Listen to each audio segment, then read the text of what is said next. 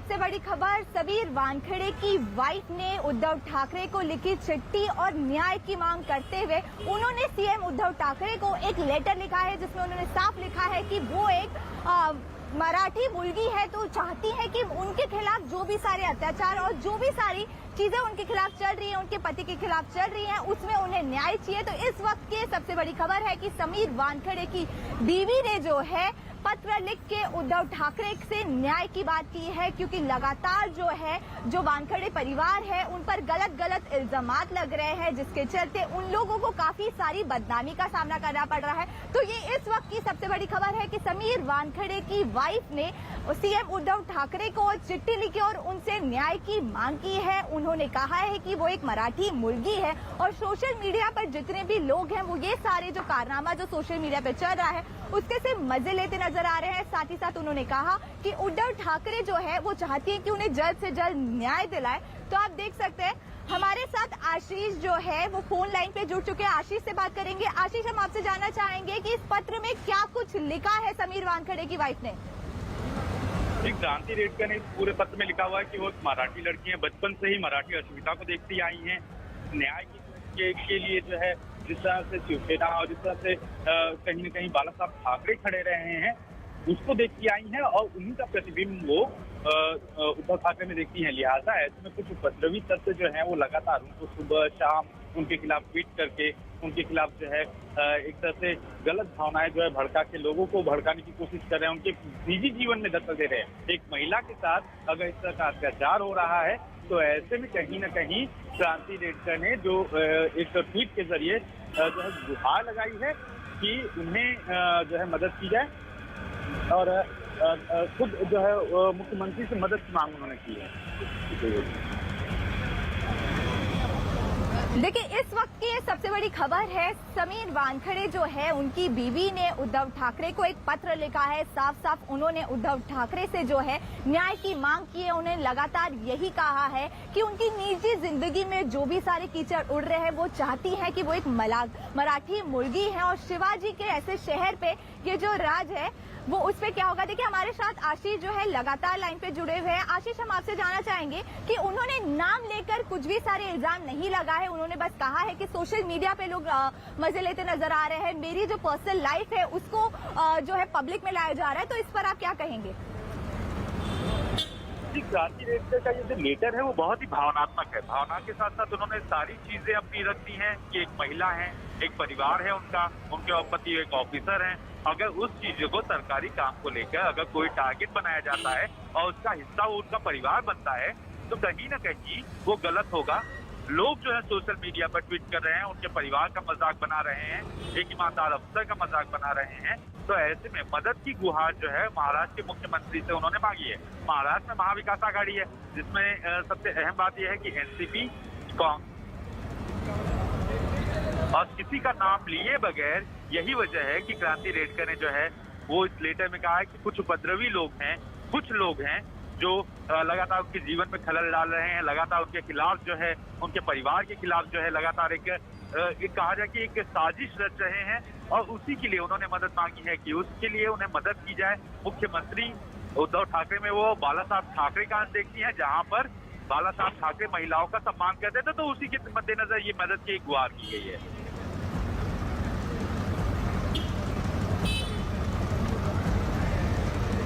धन्यवाद आशीष सारी खबरों के लिए।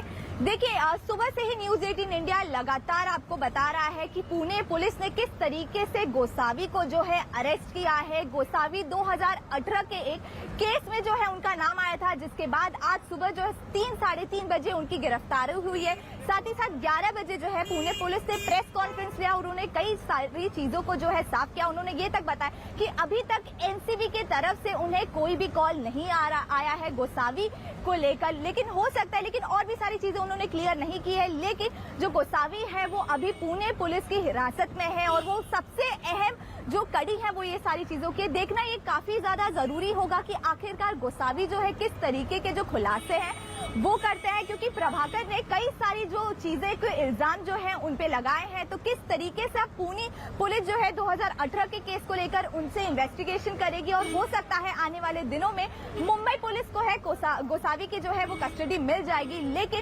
एनसीबी जब इस पे पूछताछ करेगी, क्योंकि दिल्ली से 5 लोगों की जो टीम है वो मुंबई पहुंची और वो लगातार इस केस में जो भी सारी चीजों के एनसीबी पर इल्जाम लगे हैं उनके बारे में बात करने की कोशिश करी है। साथ ही साथ समीर वानखेड़े से भी उन्होंने पूछताछ की है। तो हो सकता है कि आने वाले दिनों में जब पुणे पुलिस की जो है पूछताछ हो जाए उसके बाद उन्हें जो है मुंबई पुलिस है एनसीबी को उनकी कस्टडी दे दी जाए। लेकिन ये इस वक्त की सबसे बड़ी खबर है क्योंकि गोसावी को पुणे पुलिस ने हिरासत में ले लिया है। तो ये देखना काफी ज्यादा अहम होगा कि जो गोसावी किस तरीके के जो खुलासे हैं वो पुलिस के सामने करते हैं। गोसावी 2018 के एक काफी सारी चीजों की वजह से 2018 के केस में इन्वॉल्व थे, जिसके बाद आज सुबह उन्हें अरेस्ट किया गया है। हमारे पास 2018 में एक केस था चीटिंग का 420 और आईटी एक्ट के हिसाब से। एक आदमी को नौकरी लगाने की बात हुई थी, मलेशिया भेजा गया था और उसमें उस आदमी की चीटिंग हुई। उसके बेसिस पर हमारे यहाँ जो केस दाखिल हुआ वो 2019 में चार्जशीट हुआ था और उस टाइम किरण गोसावी को अरेस्ट नहीं किया गया था और फरारी घोषित किया गया था। उसी केस में बाद में कुछ घटनाएं हुई और उसका फोटोग्राफ सोशल मीडिया में वायरल हुआ तो मालूम चला हमारे यहाँ वो केस पेंडिंग है। तो उस हिसाब से उसके अरेस्ट करने के लिए हमने कई टीम बनाई और टीम बनाने के बाद कई टीम हमारी इधर उधर गई और आज सुबह 3 बजे करीब उसको हम लोगों ने पुणे के एक लॉ से अरेस्ट किया है, डिटेन किया है और अरेस्ट की प्रोसीजर कंप्लीट कर रहे हैं और आगे की कार्रवाई हम शुरू करेंगे। देखिए, पुणे पुलिस ने गोसावी को जो है अरेस्ट कर लिया है। साथ ही साथ पुणे पुलिस ने गोसावी के लिए अलग अलग टीमें बनाई थी जिन्होंने कई सारी छानबीन के बाद आज सुबह 3 बजे के करीब जो है गोसावी को पुणे पुलिस ने अरेस्ट किया है। लेकिन उनका कहना यह है कि पहले तो उनकी मेडिकल जांच होगी, उसके बाद उनका कोविड टेस्ट होगा, उसके बाद उन्हें जो है कोर्ट में पेश किया जाएगा। साथ ही साथ उन्होंने ये भी बताया कि एनसीबी की तरफ से अभी तक उन्हें कोई भी कॉल नहीं आया है गोसावी के लिए। लेकिन हो सकता है आने वाले दिनों में जब पुणे पुलिस की पूछताछ हो जाए 2018 के धोखाधड़ी के केस को लेकर, उसके बाद हो सकता है उनकी जो कस्टडी है वो एनसीबी या मुंबई पुलिस को दे दी जाए, क्योंकि जो गोसावी है वो काफी अहम कड़ी है कई सारे केसेस में। जैसे कि प्रभाकर ने एक एफिडेविट जारी किया था, उसमें उन्होंने उन पर कई सारे जो इल्जाम लगाए हैं, पैसे की लेन देन के इल्जाम लगाए हैं, जिसमें जो है काफी ज्यादा जो चीजें हैं उन पर अटैक हो रहा है। साथ ही साथ दिल्ली से भी 5 लोगों की टीम आई है, वो लगातार समीर वानखेड़े से पूछताछ कर रही है। लेकिन जिसके बाद ये सारे मामले में जो है किरण गोसावी का नाम भी जो है पैसे की लेन देन में सामने आया था। तो हो सकता है पुणे पुलिस अपनी पूछताछ के बाद जो है वो गोसावी को मुंबई पुलिस या एनसीबी को सौंप दे। लेकिन पूरे प्रेस कॉन्फ्रेंस में पुणे पुलिस ने अभी तक ये बात बताई कि एनसीबी की तरफ से अभी तक तो उन्हें कोई भी कॉल नहीं आया है। लेकिन अब गोसावी जब उन्होंने अरेस्ट कर लिया है तो पहले उनकी मेडिकल जांच होगी, उसके बाद जो है उनका कोविड टेस्ट होगा, उसके बाद उन्हें जो है कोर्ट में जो है पेश किया जाएगा। लेकिन गोसावी अगर कोई भी खुलासे करते हैं तो वो काफी ज्यादा अहम होंगे, क्योंकि गोसावी कई सारे केसेस में एकदम अहम कड़ी रहे हैं। तो ये देखना काफी ज्यादा जरूरी होगा कि गोसावी कौन से सारे खुलासे करते हैं। देखिए, गोसावी ने अरेस्ट होने के पहले एक वीडियो वायरल किया था, तो चलिए देखते हैं आखिरकार उन्होंने क्या कुछ कहा है। नमस्कार, जय हिंद। मी किरण गोसावी प्रभाकर साहिलविषयी काही बोलू इच्छितो। जो आजचा त्याने व्हिडिओ टाकलेला आहे किंवा जे कोणी RPIचे अध्यक्ष किंवा कोणीतरी त्या बाजूला बसलेले आहेत त्याबद्दल मला काही घेणं देणं नाही आहे। विषय हा आहे की जे काही तो बोलतोय की त्याला इथे उभं केलं होतं, तिथे उभं केलं होतं, एवढे पैसे घेतले, तेवढे पैसे घेतले। सॅम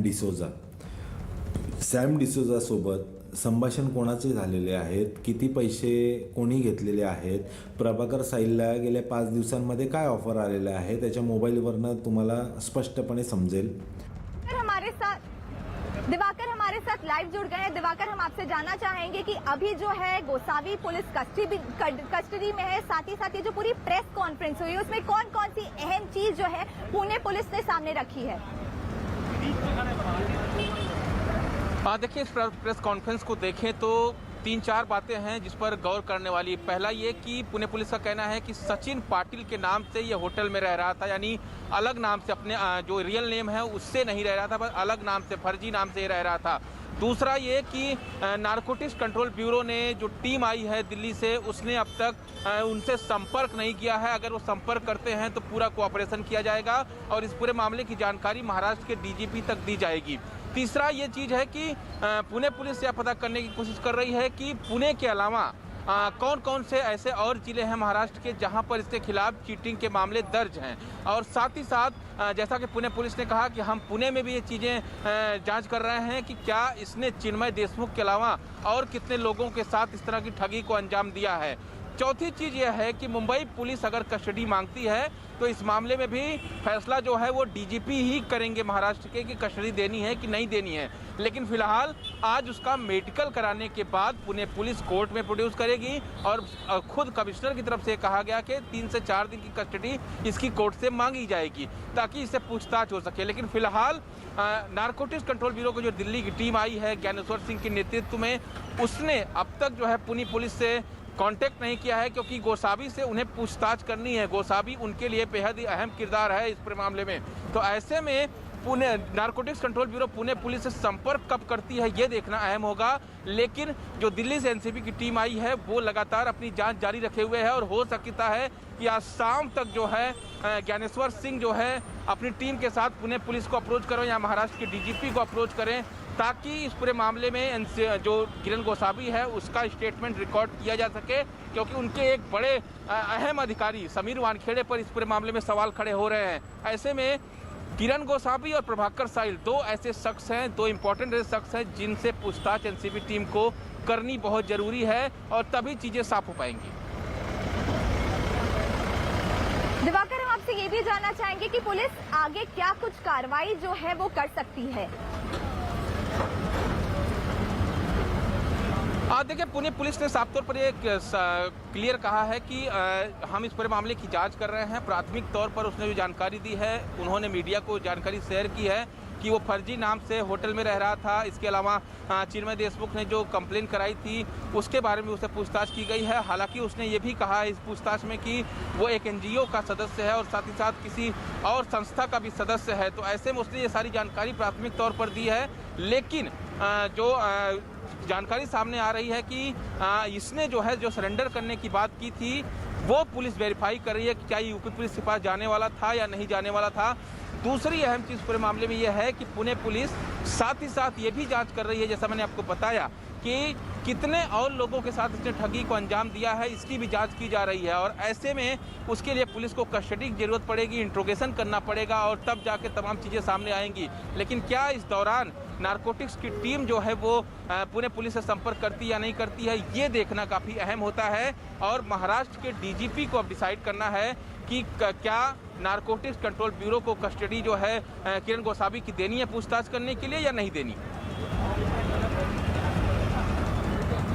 दिवाकर, लगातार हमारे साथ बने रहिए। देखिए, एक और खबर सामने आ रही है कि समीर वानखेड़े की जो पहले पत्नी थी उनके पिता भी सामने आए हैं, जिन्होंने बताया है कि समीर वानखेड़े की जब शादी हुई थी उनकी बेटी के साथ, उसके 3-4 साल पहले से वो वानखेड़े परिवार को जानते हैं। लेकिन उन्हें ये जानकारी थी कि वो परिवार मुस्लिम है। साथ ही साथ उन्होंने ये भी बताया कि समीर वानखेड़े के पिता का नाम दाऊद वानखेड़े था। तो इस वक्त जो है समीर वानखेड़े के पहली बीवी के पति जो है सामने आए हैं। उन्होंने साफ कहा है कि जो समीर वानखेड़े के जो पिता है उनका नाम दाऊद वानखेड़े था। तो नवाब मलिक ने भी कल एक ट्वीट किया था जिसमें उन्होंने शादी का नामा सामने लिया था, जिसमें साफ लिखा था कि जो समीर वानखेड़े के पिता हैं उनका नाम दाऊद वानखेड़े है, जिसपे उन्होंने कई सारे सवाल उठाए थे।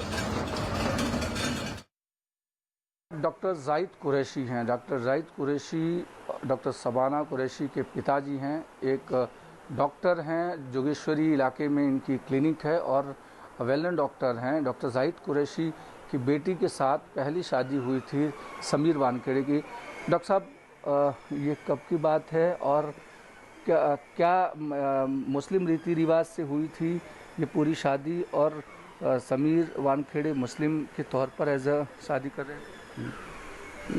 शादी 7 दिसंबर को हुई थी 2006 में, और मुस्लिम एक तरीके से हुई थी। And we know that he is Muslim, कि फैमिली मुस्लिम है, ये मतलब फिल्म बिलोंग करते हैं मुस्लिम से ही। और हम लोग 3-4 साल से जान रहे थे कि ये मुस्लिम ही है। और उसके बाद हमारी शादी हुई बच्चे की। उनके पिताजी का नाम दाऊद वानखेड़े था। दाऊद वानखेड़े था। हमारे मतलब उसमें आया था कि दाऊद वानखेड़े नाम है। शादी के समय में एक, चूँकि आप वेल नोन डॉक्टर रहे हैं खास करके वेस्ट में, तो बहुत सारे लोग आए होंगे इस शादी में, बहुत सारे लोगों के इनवाइट किया होगा आपने, तो कितने लोगों का खास करके लोग करीब आए होंगे? और साथ ही अब जिस तरीके से कहा जा रहा है कि हिंदू हैं और SC/ST है, इसको कैसे आप देखते हैं जब सुनते हैं मीडिया में सारी चीज़ें? नहीं, हमें मतलब बिल्कुल वो लग रहा है कि मतलब ऐसा चीज़ नहीं थी, लेकिन इनके मालूम थे कि फादर मतलब हिंदू हैं, पहले हिंदू थे लेकिन कन्वर्टेड हो चुके हैं। उनकी माँ मतलब मुस्लिम थी और ही मतलब belong to the Muslim family, और दोनों मतलब उनके बच्चे थे, दोनों मतलब मुस्लिम फैमिली में थे। उनके फ्यूचर पहले का तो नहीं मुझे जानता, लेकिन मैं 4-5 साल से उसको जान रहा था, शादी 2-3 साल पहले जान रहा था, तो यही मुझे लग रहा था कि मुस्लिम फैमिली समीर कन्वर्ट। देखिए, लगातार दिवाकर हमारे साथ लाइव जुड़े हुए। दिवाकर, हम आपसे जानना चाहेंगे, ये जो समीर वानखेड़े के पहले ससुर हैं, पूर्व ससुर हैं, उन्होंने कई सारे चौंकाने वाले दावे किए, साथ ही साथ उन्होंने समीर वानखेड़े के पिता का नाम दाऊद वानखेड़े ही बताया, तो इस पर आप क्या कहेंगे? देखिए, यही सवाल तो नवाब मलिक उठा रहे हैं, लेकिन जो वानखेड़े परिवार है, कल भी उनके पिता से मेरी बातचीत हुई थी, उनके समीर वानखेड़े की जो दूसरी पत्नी क्रांति रेड्डीकर है, उनसे भी बातचीत हुई थी। उन्होंने साफ तौर पर ये कहा कि जो ये शादी हुई थी पहली 2006 में, वो उनकी मां की खुशी के लिए हुई थी, जिनका कि 2015 में देहांत हो चुका है। दूसरी अहम चीज इस पूरे मामले में कि वानखेड़े परिवार का कहना है कि वो जो वानखेड़े की मां थी जो है वो ज्ञानदेव वानखेड़े को अलग अलग नाम से प्यार से बुलाती थी। यही वजह होगी कि हो सकता है कि उसमें नाम ये लिखा गया हो दाऊद वानखेड़े। लेकिन उनके पिता का साफ तौर पर कहना था कि उन्हें उर्दू नहीं आती और इसलिए वो समझ नहीं पा रहे हैं कि आखिर उनका नाम दाऊद वहां पर कैसे लिखा गया। हालांकि उस निकाह नामे पर उनका सिग्नेचर भी है। तो ऐसे में सवाल जरूर हैं, लेकिन समीर वानखेड़े से जब ये सवाल किया गया, आज जब वो दफ्तर पहुंचे थे तब भी यही सवाल उनसे किया गया, तो उन्होंने साफ तौर पर कहा कि कोई कमेंट नहीं करना चाहूंगा, और जो आरोप लगाए जा रहे हैं वो पूरी तरह से झूठे हैं। यानी पूरी वानखेड़े फैमिली, जो नवाब मलिक सवाल खड़े कर रहे हैं या फिर जिसने निकाह कराया था उस काजी ने भी यही कहा था कि जिस वक्त ये निकाह हुआ था उस दौरान जो है जो वानखेड़े फैमिली है वो मुस्लिम उन्होंने अपने आप को बताया था। कल जब क्रांति रेड्डीकर से इस पूरे मामले में सवाल किया गया, उन्होंने ये कहा कि स्पेशल मैरिज एक्ट के तहत जो है जो सर्टिफिकेट बना था, जो रजिस्ट्रेशन हुआ था, उसमें उस काजी का भी दस्तखत है। तो काजी जो है ऐसे कैसे कर सकता है, किसी जानकारी नहीं थी। आपके पास वापस लौटते हैं। देखिए, इस वक्त आशीष सिंह की एक और खबर सामने आ रही है, जिसमें ये बताया है क्रूज ड्रग मामले में महाराष्ट्र के जलगांव में मनीष लीलाधार भांगड़े नाम के एक शख्स ने मुंबई पुलिस कमिश्नर को चिट्ठी लिखकर कई चौंकाने वाले जो खुलासे किए हैं। ये जो खबर है न्यूज 18 के दिवाकर सिंह की है। खबर ये है कि जलगांव में एक कंप्यूटर इंजीनियर चलाने वाले मनीष लीलाधार ने दावा किया है कि 6 अक्टूबर की रात करीब 10 से 10:30 बजे उनके पास आलोक जैन और शैलेश चौधरी नाम के 2 शख्स आके मिलने आए थे, जिसने पहला काम, और उन्होंने उन्हें 3 काम दिए थे, जिसमें से पहला काम था कि शाहरुख खान की मैनेजर पूजा डडलानी के मोबाइल फोन की कॉल डिटेल्स रिकॉर्ड निकालना। साथ ही साथ दूसरा काम उनका ये था कि व्हाट्सएप चैट को बदलकर ऐसा बनाए जैसे कि वो चाहते थे, और तीसरा काम था कि गवाह प्रभाकर साइन के नाम से एक फर्जी जो है कार्रवाई। न्यूज 18 से बातचीत में मनीष लीलाधार ने ये भी बताया कि इस काम के लिए 5 लाख रुपए देने का वादा किया गया था। तो ये जो पूरा मामला है उसमें कई सारी चीजें सामने आ रही है कि ये जो पूरा जलगांव का मामला है उसमें ये बताया गया है कि 3 तरीके से पूजा डडलानी के चैट्स, जो कॉल रिकॉर्ड्स है वो सामने लाना है, व्हाट्सएप चैट्स को कैसे बदलना है। तो आशीष सिंह ने कि ये एक्सक्लूसिव खबर है जो न्यूज 18 पर सामने आई है। हम आपको बता दें कि लगातार जो है शाहरुख खान और पूजा डडलानी का नाम लगातार सामने आ रहा है इस पूरे मामले में। मुझे 6 अक्टूबर को 2 जन मिलने आए थे। एक का नाम था आलोक जैन और दूसरे का नाम था शैलेश चौधरी। और इन्होंने मुझे 3 काम बोले कि आपसे हमें 3 काम करवाने हैं। पहला जो काम था कि कुछ उनके पास नंबर्स थे जिनकी उनको CDR चाहिए था, और वो नंबर्स उन्होंने मुझे दिखाए, जिसमें से एक नंबर जो था वो पूजा ददलानी नाम से सेव था। अच्छा। हाँ, और उसके बाद उन्होंने मुझे दूसरा काम दिए, मतलब बताया कि उनके पास एक व्हाट्सएप चैट की बैकअप था। ओके। उसको वो मॉडिफाई करना चाहते थे। मॉडिफाई मतलब उसके अंदर कुछ एडिट करना वो चाहते थे। ओके, उसमें एडिटिंग, हाँ। मतलब फेक व्हाट्सएप बनाना। हाँ हाँ हाँ हाँ। तो वो एडिट करने में मतलब वो जो फाइल थी व्हाट्सएप चैट की, तो वो आर्यन खान चैट इस नाम से उनके पास सेव थी। ओके। हाँ, और तीसरा काम उनका ये था कि प्रभाकर सैल हाँ। इस नाम से उनको सिम कार्ड चाहिए था, मतलब फर्जी सिम कार्ड। हाँ। तो हाँ, डॉक्यूमेंट तो बनाने। ये तीनों काम के लिए उन्होंने मुझे 5 लाख रुपए ऑफर किए। ओके। और जिसमें से उन्होंने मेरे को 10,000 रुपए जबरदस्ती मेरे हाथ में उन्होंने रखे। ओके। हाँ, और उसके बाद मैं अभी देख रहा था, मतलब अभी ये 2 दिन से ही प्रभाकर सैल नाम सामने आया। हाँ। तब तो प्रभाकर सैल मतलब कोई जानता भी नहीं था। हाँ, तो फिर मुझे लगा कि कहीं ना कहीं प्रभाकर सैल के मतलब जान को खतरा है, क्योंकि अगर ये काम मैंने नहीं किया तो ये जरूरी नहीं कि उन्होंने दूसरे के पास वो अप्रोच नहीं हुए रहेंगे। ओके।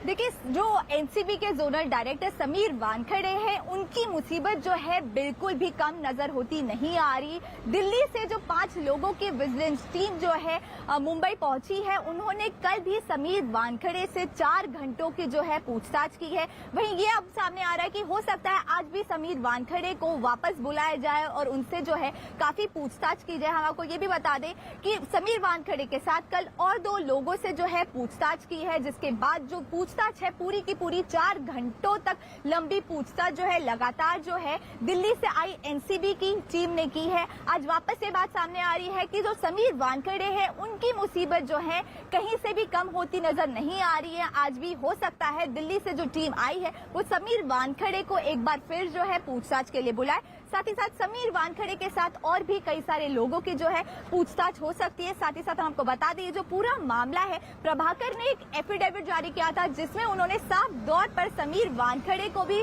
पैसों के लेन देन के मामले में कई सारी बातें कही थी। 25 करोड़ की बात कही थी, जिसमें से ये उन्होंने कहा था कि उन्होंने किसी को बात करते हुए सुना और उन्होंने ये कहा कि वो जो 25 करोड़ रुपए हैं उसमें से 8 करोड़ रुपए जो है समीर वानखेड़े को मिलने। लगातार दिवाकर हमसे मिल रहे हैं, तो लगातार दिवाकर हम आपसे जानना चाहेंगे कि आज किस तरीके से ये जो पूछताछ है वो दिल्ली की टीम समीर वानखेड़े से कर सकती है और क्या सारी अपडेट जो है वो आप हमारे दर्शकों को बता सकते हैं। देखिए श्रेय, आपको बताना चाहेंगे कि समीर वानखेड़े पूरे ड्रग केस के, जो क्रूज ड्रग केस है, उसके आईओ हैं। मौजूदा समय में भी वो आईओ हैं। अभी तक इस केस से उन्हें हटाया नहीं गया है, लेकिन जिस तरह से उनकी जांच चल रही है, कल भी 4 घंटे पूछताछ हुई थी और जो डीडीजी हैं, जो विजिलेंस टीम के चीफ हैं ज्ञानेश्वर सिंह, उन्होंने कहा था कि आज के दिन अगर जरूरत हुई तो वानखेड़े को फिर से पूछताछ के लिए बुलाया जा सकता है। लेकिन कल जो पूछताछ हुई थी उसमें 60 पेज में उनके बयान दर्ज किए गए हैं। जो दिल्ली की टीम आई है उसने ये दर्ज किए हैं। इसके अलावा जो क्रूज ड्रग्स मामला है उसके तमाम जो डॉक्यूमेंट्स है, जो अब तक की जांच हुई है, उसकी जो रिपोर्ट है वो दिल्ली की टीम को वानखेड़े ने सौंप दी है। इसका भी कल प्रेस कॉन्फ्रेंस के जरिए ज्ञानेश्वर सिंह ने कहा था। लेकिन इस मामले में जब समीर की वाई पत्नी क्रांति रेडकर से मैंने सवाल किया था कल की जो टीम आ रही है उस जांच को लेकर आप क्या सोचती हैं, तो उनका कहना था कि इस जांच से समीर वानखेड़े बहुत खुश हैं, क्योंकि उनका कहना है कि इस जांच के बाद दूध का दूध और पानी का पानी हो जाएगा। आपको याद होगा जब ये पूरा मामला सामने आया था एक्सटॉर्शन का, तब जो है समीर वानखेड़े उसके दूसरे दिन ही जो है दिल्ली गए थे। एक दिन वो दिल्ली में थे और कल जो है वो वापस लौटे हैं दिल्ली से। तो ऐसे में ये देखना अहम है, क्योंकि इस पूरे मामले की जांच फिलहाल कहें तो रुकी हुई है, क्योंकि जिस तरह से एनसीबी विवादों में आई है उसके चलते इस मामले की जांच आगे नहीं बढ़ पा रही है। तो ऐसे में देखना अहम होगा कि किस तरह से समीर वानखेड़े को दोबारा पूछताछ के लिए दिल्ली एनसीबी की जो टीम आई हुई है विजिलेंस की, वो बुलाती है। और साथ ही साथ जो जानकारी मिल रही है कि जो मुंबई एनसीबी के दफ्तर में कुछ और अधिकारी काम करते हैं, उनके भी बयान इस पूरे मामले में दर्ज किए जाएंगे, क्योंकि सिर्फ समीर वानखेड़े उस टीम में मौजूद नहीं थे जब इस टीम ने रेड की थी, बल्कि मुंबई एनसीबी के कई बड़े जो अधिकारी हैं वो भी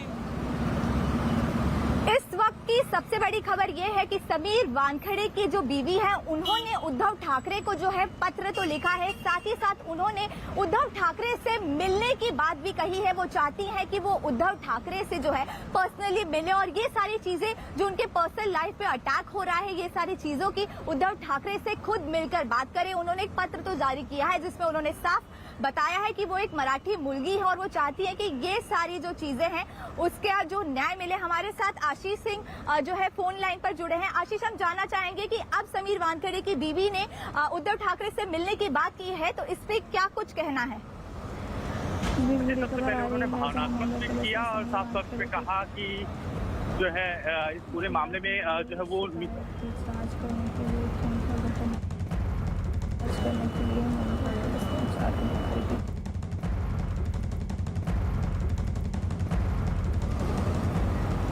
आशीष जी पूरे देखिए, मामले इस में वक्त की सबसे बड़ी खबर जो आशीष मिलिंद नार्वेकर को उन्होंने फोन किया है। मिलिंद नार्वेकर जो मुख्यमंत्री हैं उद्धव ठाकरे, उनके सचिव हैं, उन्हें जो है क्रांति रेडकर ने सीधे फोन किया है और मिलने का समय मुख्यमंत्री से मांगा है। साफ तौर से जिस तरह से उन्होंने पहले भावनात्मक ट्वीट किया उसमें उन्होंने साफ तौर पर बताया कि किस तरह से एक महिला के ऊपर लगातार लांछन लगाए जा रहे हैं, जिस तरह से उसके बारे में कीचड़ उछाला जा रहा है। उनके पति ने जो ईमानदारी से काम किया उसके लिए उन्हें सजा दी जा रही है और कुछ मंत्रियों द्वारा, कुछ नेताओं द्वारा लगातार ओझी बातें की जा रही हैं। उसको लेकर उन्होंने पहले एक भावनात्मक ट्वीट किया मुख्यमंत्री को और फिर इसके बाद मुख्यमंत्री के सचिव जो मिलिंद नार्वेकर हैं उन्हें जो है वो कॉल करके मिलने का समय मांगा है। हालांकि अभी तक मिलने का समय जो है मुख्यमंत्री की तरफ से नहीं दिया गया है, लेकिन क्रांति रेडकर ने एक रिक्वेस्ट की है मिलिंद नार्वेकर से कि प्राथमिक तौर पे इस बात को रखा जाए और जल्द से जल्द मिलने के लिए मुख्यमंत्री से जो है वो उनकी बात पहुंचाई जाए। जी धन्यवाद। मुंबई पुलिस ने समीर वानखेड़े के खिलाफ मिली कई सारी शिकायतों के बाद 4 लोगों की एक टीम बनाई है जो ये सारी जो इल्जाम जो समीर वानखेड़े पे जड़ रहे हैं उसकी वो जांच करेगी। ये जो 4 लोगों की टीम है इसमें कई सारे जो अहम लोग हैं ये पूरी टीम में इन्वॉल्व है। ये जो पूरी टीम है समीर वानखेड़े पे लगे सारे जो इल्जाम है उनकी जो है तहकीकात करेगी, क्योंकि जो मुंबई पुलिस है बिना कोई सबूत के कोई भी जो कंप्लेन है वो नहीं लिख सकती। तो ये जो पूरी टीम है वो कई तरह की जांच करेगी, जिसके बाद अगर उन्हें कोई भी सबूत समीर वानखेड़े के खिलाफ मिलता है उसके बाद जो है वो सारी प्रक्रिया है जो आगे बढ़ाएगी। इस जांच टीम में नेतृत्व एसीपी मिलिंद खेतले करेंगे। इसके अलावा इस टीम में police inspector Ajay Sawant, inspector police Sikandar करेंगे। साथ ही साथ और कई सारे लोग जो है इस टीम में जो है लाए गए हैं जो पूरी तरीके से समीर वानखेड़े पे जो लगातार 4 पुलिस स्टेशन में कंप्लेंट डाली गई है उसकी जांच करेंगे और आगे की जो चीजें हैं वो आगे करेंगे।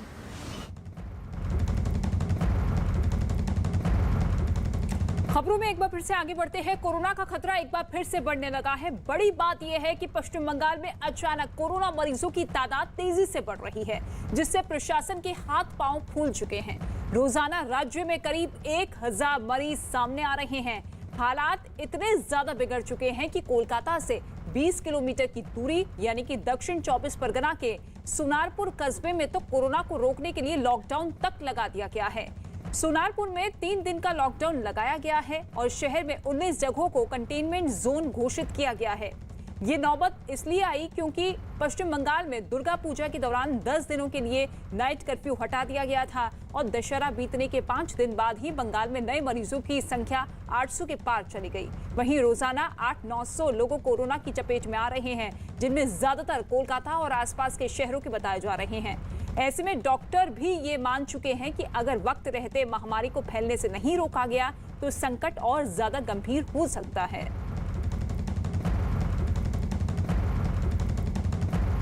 तो ये 2 तस्वीर आप देखिए। पश्चिम बंगाल के सुनारपुर में इस वक्त लॉकडाउन लगा दिया गया है। 3 दिन का ये लॉकडाउन लगाया गया है क्योंकि लगातार कोरोना के केसेस बढ़ते हुए नजर आ रहे हैं और ऐसे में कोरोना का प्रकोप और ना गहराए, इसको लेकर पहले से ही एहतियातन अब ये लॉकडाउन लगा दिया गया है। पिछले दिनों आपने देखा था कि दुर्गा पूजा के दौरान 10 दिन तक का जो कर्फ्यू था वो हटा दिया गया था। बाजारों में भीड़ जुटनी शुरू हो चुकी थी। लापरवाही भी लोगों की तरफ से काफी हद तक दिखाई दी थी और जिसका नतीजा ये हुआ कि एक बार फिर से कोरोना के केसेस बढ़ते हुए नजर आ रहे हैं, कोरोना पैर पसारता हुआ नजर आ रहा है और ऐसे में इसे रोकने के लिए अब 3 दिन का लॉकडाउन पश्चिम बंगाल के सोनारपुर जिले में लगा दिया गया है। दक्षिण 24 परगना ये वो इलाका, ये वो शहर जहां पर लगातार तेजी से कोरोना के केसेस बढ़ते हुए दिखाई दे रहे थे और अब ये बड़ा फैसला लिया गया है। इसके साथ ही शहर में 19 कंटेनमेंट जोन बना दिए गए हैं। लॉकडाउन में सिर्फ जरूरी सेवाओं को छूट दी गई है। दुर्गा पूजा के बाद तेजी से कोरोना के केसेस में बढ़ोतरी सामने आई थी और ऐसे में अब इन केसेस को रोका जाए, कोरोना के इस बढ़ते कहर को थामा जाए, इसके मद्देनजर ये बड़ा फैसला लिया गया है क्योंकि फेस्टिव सीजन है और ऐसे में अगर ये लॉकडाउन नहीं लगा तो ऐसे में ये संख्या बढ़ भी सकती है। अभी भी बाजारों में लोगों की भीड़ जुटती हुई नजर आ रही है, लेकिन सोनारपुर जहां पर लगातार कोरोना के केसेस बढ़ रहे थे वहां पर इस वक्त 3 दिन का लॉकडाउन लगा दिया गया है। आशिका इस वक्त हमारे साथ मौजूद है इसी खबर पर सोनारपुर से सीधे लाइव। आशिका, देखिए लोगों की लापरवाही तो थी लेकिन वक्त रहते अगर ये लॉकडाउन लगा दिया गया है तो आपको लगता है कि स्थिति कंट्रोल में आ पाएगी? देखिए, प्रशासन की तरफ से ऋतिका बहुत मजबूत कदम उठाए जा रहे हैं। मुख्यमंत्री ममता बनर्जी ने साफ शब्दों में सभी पुलिस अधिकारियों से कहा है कि बाजार जो है वहां पर नो मास्क नो एंट्री लगाया जाए और विशेष तौर पर वो जिले जो दूसरे राज्यों से सटे हुए हैं वहां पर सतर्क रहने को ज्यादा कहा गया है। मैं आपको ये भी बता दूं कि जो रिस्ट्रिक्शंस चल रहे थे कोविड की वजह से दुर्गा पूजा के दौरान उसमें नाइट कर्फ्यू जो है उसमें छूट दी गई थी क्योंकि रात को लोग घूमते हैं आमतौर पर दुर्गा पूजा में, लेकिन उसके बाद वापस इसको लेकर के राज्य सरकार की तरफ से कदम उठाए जा रहे हैं। आने वाले दिनों में जो और भी कड़े नियम इसको देख करके लगाने की संभावना है। साथ ही साथ मैं आपको ये भी बता दूं कि आंकड़े जो हैं वो कल जो आंकड़े सामने आए हैं 15 लोगों की मौत हुई है और करीब 1000 के आसपास कोरोना के मामले पहुंच गए हैं। सबसे ज्यादा मामले कोलकाता और उससे सटे जो जिले हैं उत्तर 24 परगना, दक्षिण 24 परगना और हुगली में है और यही कारण है कि दक्षिण 24 परगना के सोनारपुर में जो म्यूनिसिपैलिटी है उसने 3 दिन के लॉकडाउन की घोषणा की है जहां पर जरूरी चीजों को छोड़ करके और बाकी दुकानों को बंद रखा गया है। बिल्कुल 3 दिन का लॉकडाउन, लेकिन लोगों को जागरूक करने के लिए, सोनारपुर की जनता को जागरूक करने के लिए क्या कुछ और एहतियातन कदम प्रशासन की तरफ से उठाए गए हैं? क्योंकि बाजार तो लग रहे हैं अलग अलग जिलों में और ऐसे में आने वाले दिनों में काफी त्योहार भी है, तो ऐसे में सोनारपुर में त्योहारों का रंग फीका नजर आ सकता है। देखिए, बिल्कुल जो त्योहार का मौसम है इसके दौरान ही कहीं ना कहीं देखने को मिला है कि जो मामले हैं वो अचानक से बढ़ गए हैं और इस बीच राज्य सरकार की तरफ से कोशिशें बहुत की जा रही हैं। कई जो माइक्रो कंटेनमेंट जोन है कोलकाता में वो बनाए गए हैं, हालांकि इसकी संख्या जो है वो कोलकाता नगर निगम की तरफ से नहीं दी गई है।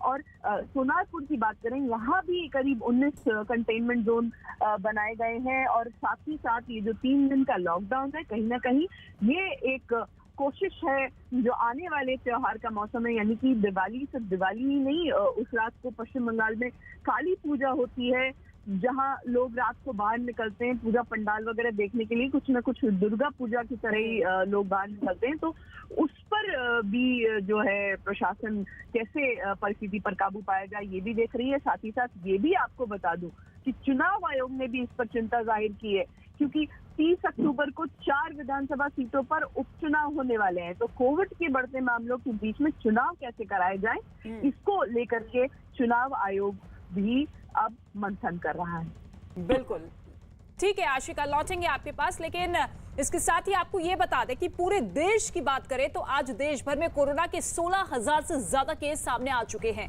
और इस महामारी से 773 लोगों की मौत हो चुकी है। अच्छी बात यह रही कि 17,000 से ज्यादा लोग इस बीमारी से ठीक होकर घर लौट चुके हैं। पूरे देश में इस वक्त कोरोना के करीब 1,61,000 से एक्टिव केसेस मिल रहे हैं और अभी तक इसमें 4,56,000 से ज्यादा लोगों की मौत हो चुकी है और ऐसे में कोरोना का ग्राफ लगातार बढ़े ना, इसको लेकर एहतियातन कदम उठाए जा रहे हैं। सोनारपुर जिले की हमने आपको तस्वीर दिखाई कि किस तरीके से त्योहारों के मौसम में लगातार वहां पर लोगों की तरफ से लापरवाही बरतने को देखने को मिली और इसके साथ ही जो बाजार इस वक्त नजर आ रहे थे उन बाजारों में भी अब पाबंदी लगा दी गई है। लेकिन पूरे देश की अगर बात की जाए तो अलग अलग शहरों में अलग अलग जिलों में जो तस्वीरें सामने आ रही थी, उस तस्वीर को रोकने के लिए अब प्रशासन भी पूरी तरीके से एक्टिव मोड पर है। प्रियंका का हम रुख कर लेते हैं। प्रियंका, किस तरीके का माहौल है? क्योंकि देखिए, एक वक्त वो भी था जब हमने देखा था कि कोरोना का कहर लगातार बढ़ता हुआ हर जगह पर नजर आ रहा था, लापरवाहियां बढ़ती जा रही थी, लेकिन सख्त नियम के बाद ये कोरोना कंट्रोल में आया था, लेकिन एक बार फिर से वही तेजी। मैं बिल्कुल आपको तस्वीरें सीधे दिखाती हूँ सदर बाजार की। ये देखिए, आप पीछे तस्वीरें आपको सदर बाजार की यहाँ पर हम दिखा रहे हैं, जहाँ पर दीपावली के चलते बहुत ज़्यादा भीड़ है। जहाँ तक आपकी नजरें जाएंगी आपको भीड़ ही भीड़ यहाँ नजर आएगी। और जो तमाम लोग हैं, ना सिर्फ भीड़ यहाँ पर एक पॉइंट है, बल्कि लोग मास्क पहनना भी ज़रूरी नहीं समझ रहे। आपको कई लोग ऐसे दिख जाएंगे, इनसे देखिए भैया मास्क है, मास्क हाँ, तो ये लगाया क्यों नहीं हुआ है? लाएंगे पानी पीने ये तस्वीरें बिल्कुल आम है इस बाजार में। जब हम भीड़ की बात करते हैं, जब हम लोगों की लापरवाही की बात करते हैं, यहाँ पर पूर्व मेयर जो हैं वो भी पहुंचे हुए हैं। और क्या उनका मकसद यहाँ पर है? इनके हाथ में मास्क नजर आ रहे हैं। जेपी जी, किस वजह से सदर बाजार में आना आपका हुआ? और ये भीड़ देख के, क्योंकि आपका तो इलाका भी है, ये भीड़ देख के नहीं लगता कि कोरोना वापस आ रहा है? देखिए, सदर बाजार बहुत बड़ा बाजार है, ऐसा कि सबसे बड़े मार्केट है। दिवाली में सबसे बड़ा त्योहार है, धनतेरस, छोटी दिवाली, बड़ी दिवाली, भैया दूज, गोवर्धन पूजा, फिर छठ मैया, तो लोग बड़ी मात्रा में खरीदारी करते हैं। लेकिन ये भीड़ देख के आपको डर नहीं लग रहा है खुद की? ये तो बहुत ज्यादा भीड़ है और लोग मास्क भी नहीं लगाए हुए। पिछले वर्षों की भांति देखे तो इस बार भीड़ समझ लो कम है, नहीं तो यहाँ पैर रखने की भी जगह नहीं मिलती। लेकिन पुलिस प्रशासन, नगर निगम, हम मिलकर के काम कर रहे हैं, लोगों को अवेयर कर रहे हैं, जितना जागृत कर सकते हैं कर रहे हैं। और जो लोग बिगैर मास्क आ रहे हैं उनको मास्क बांट रहे हैं। ठीक है, तो ये तो यहाँ पर मास्क बांट रहे हैं, लेकिन जाहिर तौर पर जितने मास्क इनके हाथ में है, इनकी संख्या सदर बाजार में बहुत कम पड़ जाएगी, क्योंकि जिस तरीके से लोगों ने भीड़ बिल्कुल ठीक है प्रियंका, भीड़ लगातार बढ़ती हुई नजर आ रही है, लेकिन दूसरी ही तरफ लोगों को सजग भी रहना होगा। इसके साथ ही आपको ये बता दें कि दिल्ली के नजदीक गाजियाबाद में लोग कोरोना नियमों की जमकर धज्जियां उड़ा रहे हैं। शहर से जो तस्वीरें सामने आई, उनमें ज्यादातर लोग बिना मास्क के सड़कों पर घूमते हुए दिखाई दिए। देखने से ऐसा लगा जैसे कोरोना खत्म हो गया है। सोशल डिस्टेंसिंग की तो किसी को परवाह ही नहीं दिखी। ये देखिए किस तरीके से लापरवाही दिल्ली के साथ साथ उत्तर प्रदेश में भी नजर आई है। बेखौफ होकर लोग घूमते हुए नजर आए। कोरोना नियमों की अनदेखी हर शहर में होती हुई दिखाई दी। बिना मास्क के लोग घूमते हुए नजर आए हैं और यही लापरवाही अब कहीं ना कहीं लोगों पर भारी पड़ती हुई ना दिखाई दे, क्योंकि तीसरी लहर की जो लगातार बात एक्सपर्ट्स करते हुए नजर आ रहे थे कि अक्टूबर या नवंबर में तीसरी लहर दस्तक दे सकती है। ऐसे में ये लापरवाही कहीं उसको इन्वाइट ना करे। अमित का हम रुख कर लेते हैं। अमित, जरा तस्वीरें दिखाइए, किस तरीके का माहौल है? क्या वाकई लोग लापरवाही बरतते हुए नजर आ रहे हैं? त्योहारी सीजन है, ऐसे में बाजारों में भी भीड़ बहुत ज्यादा होगी। जी हाँ, बिल्कुल जिस तरीके से प्रियंका ने अभी सदर बाजार की तस्वीरें दिखाई हैं, ठीक वैसी ही तस्वीरें यहाँ पर भी है। मैं आपको सीधी तस्वीरें यहाँ पर दिखा रहा हूँ। ये प्रमुख सड़क है, जिला अस्पताल गाजियाबाद के ठीक सामने का सड़क है। और देखिए यहाँ पर जितने भी आपको बाइक सवार आएंगे या कोई भी आएगा, वो बिना मास्क के यहाँ पर आएंगे। देखिए एक एजेड शख्स है यहाँ पर। चाचा, मास्क कहाँ है आपका? मास्क मास्क कहाँ है आपका? मेरा निवास मास्क जेब में क्यों है? आपको मालूम है कलकत्ता के दक्षिण 24 परगना के सोनापुर इलाके में लॉकडाउन लगा है। देखिए इस तरीके से मास्क जो है जेब में होता है। आपका मास्क कहाँ है? अरे बैग में रखा हुआ है। बैग में क्यों है? अरे वो काम पे आई ना, वहीं रख दिया काम पे। तो इस तरीके से यहाँ पर है। आपका मास्क कहाँ पे है बताइए? मास्क ठीक है, देखिए जो इस ई रिक्शा में ठीक है, गाजियाबाद का हाल आपने दिखाया। जयपुर का रुख कर लेते हैं। भवानी इस वक्त मेरे सहयोगी मौजूद है। भवानी, जयपुर की तस्वीर क्या कुछ कहती है?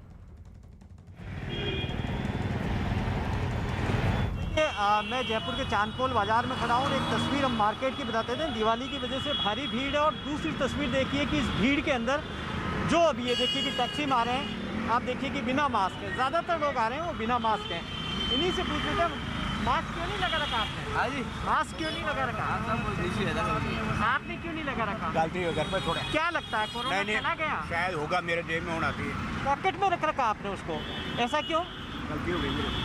आप देखिए कि कोई नहीं, आपने भी भाई साहब कहा पॉकेट में रख रखा है या नहीं है? पॉकेट में तो है। आप देखिए कि कैसे पॉकेट में रख रखा। क्या लगता है आपको कोरोना चला गया? आप देखिए कि तस्वीर जहाँ पर भी जिससे भी बात करिए, मास्क किसी के पास नहीं। आपके पास मास्क नहीं लगा रखा आपने? मुझे मास्क क्यों नहीं लगा रखा? सॉरी अभी ले लेते हैं मार्केट से। कोरोना का डर है थोड़ा बहुत? नहीं है। आप देखिए कि ये देखिए कि क्या कर रहे हैं आप? काम करने के लिए आए हैं, ठीक है मास्क भवानी, लगा है। लापरवाही बरतते हुए लोग नजर आ रहे हैं और इन्हें भी पता है कि ये लापरवाही उन पर भारी पड़ सकती है, लेकिन इसके बावजूद बेखौफ होते हुए बाजारों में घूमते हुए। मनोज का हम रुख कर लेते हैं, भोपाल से इस वक्त हमारे साथ मौजूद है। मनोज, भोपाल की तस्वीर आप क्या कुछ दिखाएंगे? किस तरीके से लोगों की तरफ से लापरवाही या फिर लोग सतर्क है? भोपाल का पहले मैं एक आंकड़ा बता दूं, क्योंकि मध्य प्रदेश में जिस तरह से आंकड़े रोज़ बढ़ के आ रहे हैं, एक दिन पहले यानी 27 का आंकड़ा आया, कल अभी जो बीते 24 घंटे का आंकड़ा आया वो 20 कोरोना के पॉजिटिव केस का आया, जिसमें भोपाल जो राजधानी है उसमें 11 केस हैं, इंदौर में 8 केस हैं।